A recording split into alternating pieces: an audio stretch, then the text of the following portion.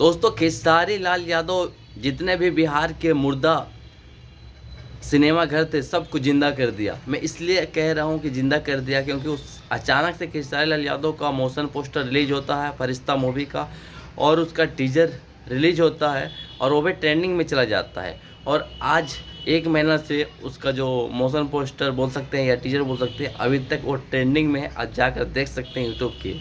और जो फिल्म है वो फिल्म अभी तक टोटल 10 तक कर लिया है, लगभग 10 करोड़ तक का कमाई कर चुका है। ऐसा आज तक भोजपुरी फिल्म में कोई नहीं हुआ था, जो कि आज खेसारी लाल यादव ने ऐसा कारनामा करके दिखा दिया गया। जितने भी सिनेमा घर के मालिक हैं सब खुश हो गए खेसारी लाल के इस कारनामे से। और इसी तरह का भोजपुरी में मूवी बनता रहेगा तो शायद जितने भी बिहार के सिनेमा घर है जो बचा हुआ अभी तक, वो और आगे विकसित हो सकेगा। तो आपका क्या कमेंट है प्लीज़ कमेंट करके ज़रूर बताएं। और चैनल पे नहीं तो चैनल को सब्सक्राइब और बेल आइकन जरूर दबाइएगा। मिलते हैं अगले वीडियो में, तब तक इजाज़त दीजिए। जय हिंद, जय बिहार, जय भोजपुरी।